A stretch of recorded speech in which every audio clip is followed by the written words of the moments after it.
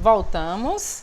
Esse é o vídeo 3 de uma série de vídeos que a gente está falando sobre a Semana de Arte Moderna, enfim, a primeira fase modernista brasileira. Vamos lá. A exposição, entretanto, marcou o início de uma luta, reunindo ao redor dela jovens despertos para uma necessidade de renovação da arte brasileira. Além disso, traços dos ideais que a semana propunha já podiam ser notados em trabalhos de artistas que dela participaram, além de outros que foram excluídos do evento. Olha que interessante, né? Anita Malfatti acaba recebendo apoio de vários outros artistas. A gente tem aí, por exemplo, Interior de Residência, de Antônio Moya. Nós temos Taperinha na Praia Grande, de Jorge aí vocês vão ler para mim. De Prisrembel, né? Nome que a galera do inglês tira de letra. Depois nós temos também uma exposição que ficou muito famosa, né, em São Paulo nessa época, que foi a exposição de imagens rotuladas como Musa Impassível, de Victor Brecheret. Foi de extrema importância porque ele foi um dos maiores apoiadores que Anita Malfatti teve, né? Isso sem falar no próprio Oswald de Andrade e também Mário de Andrade, a quem ela tinha uma estima inenarrável.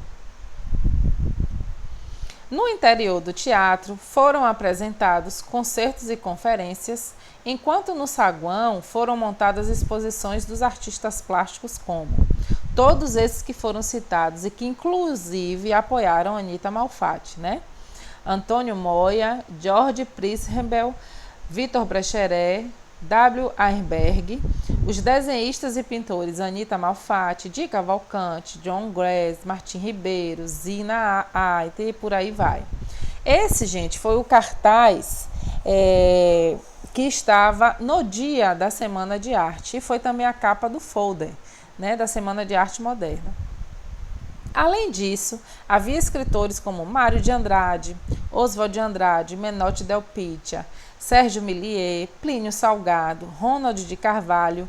Vale ressaltar que o Ronald de Carvalho foi de extrema importância porque ele havia participado do início do modernismo português. Ele ajudou, inclusive, na confecção da revista Orfeu, que foi a obra precursora do modernismo português, certo? Álvaro Moreira, Renato de Almeida, Ribeiro Couto, Guilherme de Almeida. A gente tem Manuel Bandeira também, né? Apesar de não estar escrito aí, mas foi de extrema importância. Ele também apoiou muito Oswald de Andrade, apoiou muito também Mário de Andrade, o Menotti Del Pitta.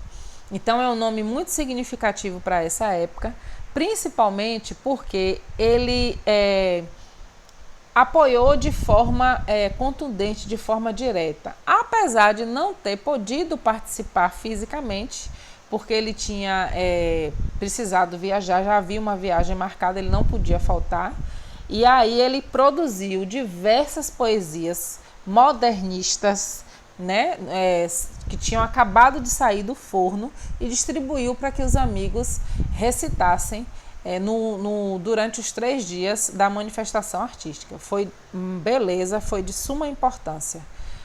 Na música estiveram presentes nomes consagrados como Heitor Villa-Lobos, Guiomar Novaes, Hernani Braga e Frutuoso Viana.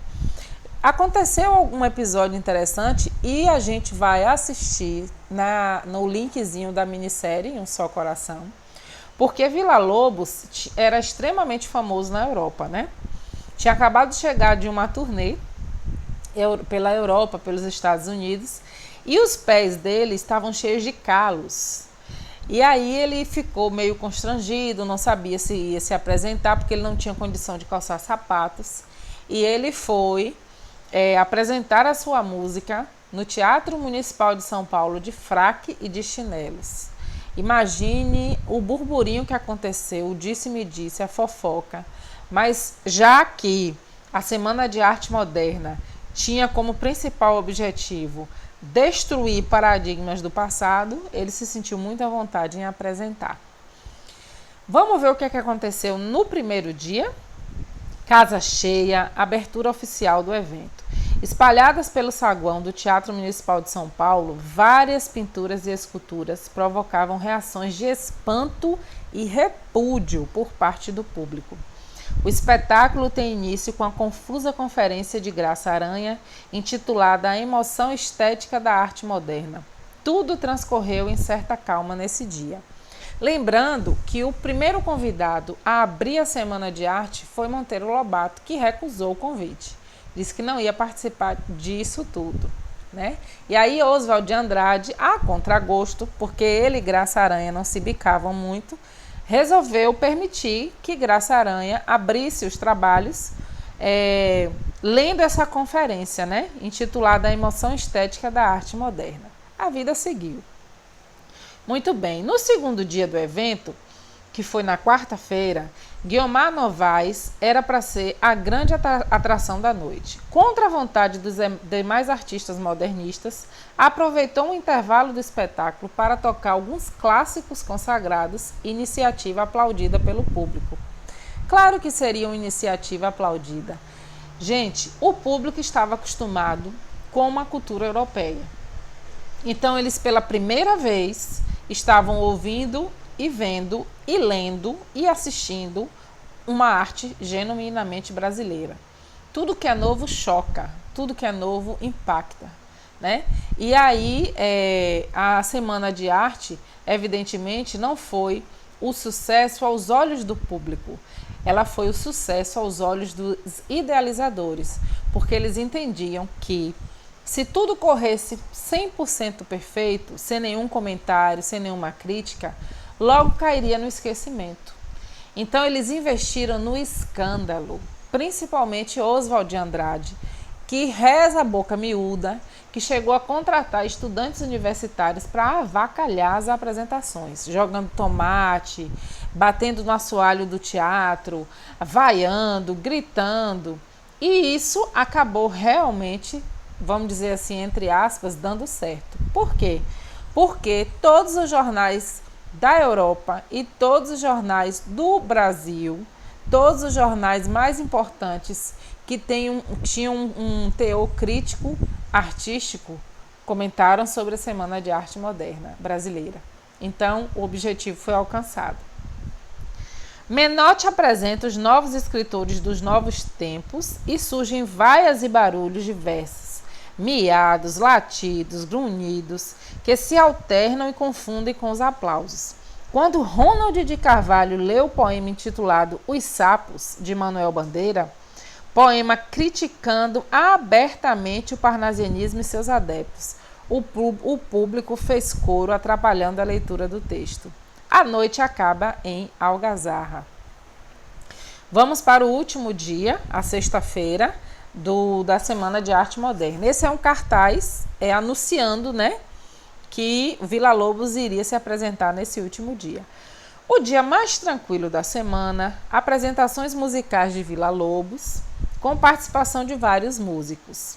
O público, em número reduzido, portava-se com mais respeito, até que Villa-Lobos entra de casaca, mas com um pé de calçado, com um sapato e o outro com chinelo. O público interpreta a atitude como futurista e desrespeitosa e vai ao artista impiedosamente. Mais tarde, o maestro explicaria que não se tratava do modismo, e sim de um calo que estava inflamado. A semana não foi tão importante no seu contexto temporal, mas o tempo a presenteou com um valor histórico e cultural talvez inimaginável naquela época. Não havia entre seus participantes uma coletânea de ideias comum a todos, por isso ela se dividiu em diversas tendências diferentes, todas pleiteando a mesma herança. A gente tem aí uma tela de Portinari chamada Café, que é justamente o momento ápice da produção no estado de São Paulo, né? Já que era o berço esplêndido do café em todo o Brasil. Uma coisa importante, gente, eu já gosto de estudar a vida pessoal, não que eu seja fofoqueira, imagina, longe de mim, mas eu já gosto muito de estudar a vida pessoal desses escritores. Oswald de Andrade E talvez essa tela tenha acontecido nesse slide especificamente para se lembrar do maior nome da Semana de Arte, né? O grande cabeça de tudo isso. Oswald de Andrade era riquíssimo. Ele era marido de Tarsila do Amaral nessa época. Casou-se 8 vezes, inclusive com Pagu, Patrícia Galvão, que era uma das suas pupilas, era uma das adolescentes que ele abrigava em casa para estudar arte. Bom, ela acaba tendo um relacionamento amoroso, né, com Oswald de Andrade, e por Pagu ele acaba se separando de Tarsila do Amaral. Pois muito bem, Oswald de Andrade, a família Andrade, e lembrando que Mário de Andrade não tem vínculo nenhum, parentesco familiar com o Oswald de Andrade, é só uma coincidência de sobrenomes. Mas a família Andrade, por parte de Oswald de Andrade, era dona de cerca de 70%, eu falei 70% do estado de São Paulo, em terras. Observe que eu estou falando de alguém que tem uma fortuna incalculável. Mas Oswald de Andrade não morreu como um mendigo, né? Não ficou jogado às traças à míngua porque um filho o abrigou no final da vida.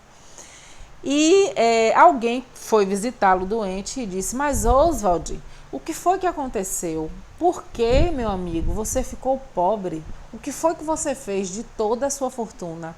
Ele prontamente respondeu: comi e bebi. Não deixou de estar errado, né? Foi bem sincero em relação a isso. Mas vamos seguir. Deixa a vida dos outros em paz. Entre os movimentos que surgiram na década de 1920, destacam-se Movimento Pau Brasil, Movimento Verde Amarelo e Grupo ANTA, Movimento Antropófago. A principal forma de divulgação destas novas ideias se dava através das revistas. Entre as que se destacam encontram-se a revista Claxon e a revista de Antropofagia.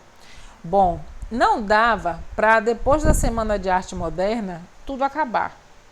Era preciso continuar publicando e continuar fomentando todo o ideal modernista, porque as pessoas iriam esquecer. Então, isso passou a ser transformado e colocado em prática através das reuniões dos movimentos, citados aí em cima, e da publicação dessas revistas. Nós tivemos outras revistas também.